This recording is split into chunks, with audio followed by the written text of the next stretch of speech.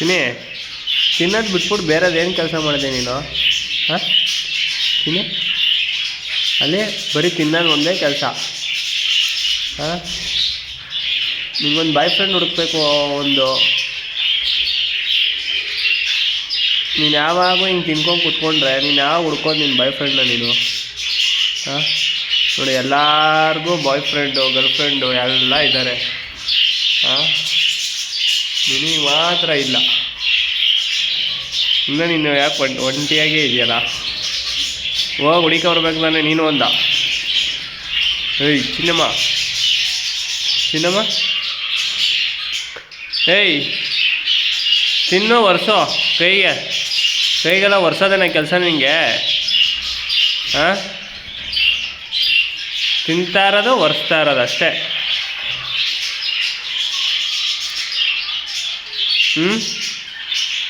ಏಯ್ M C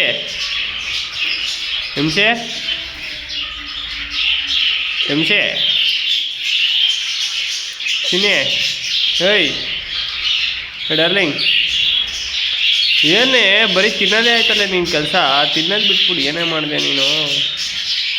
ನೋಡು, ತಿನ್ನೋದು ತಿನ್ನೋದು ತಿನ್ನೋದು ತಿನ್ನೋದು.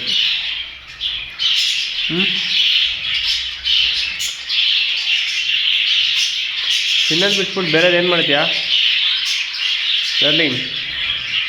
ಮುದ್ದು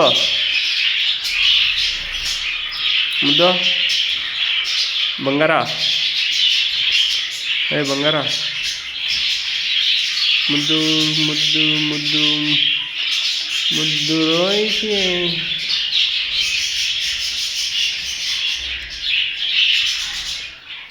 ಚಿನಿ, ನಿನಗೂ ಒಂದು ಗಂಡು ಹುಡುಕ್ ಮದುವೆ ಮಾಡ್ಬೇಕು ಚಿನಿ.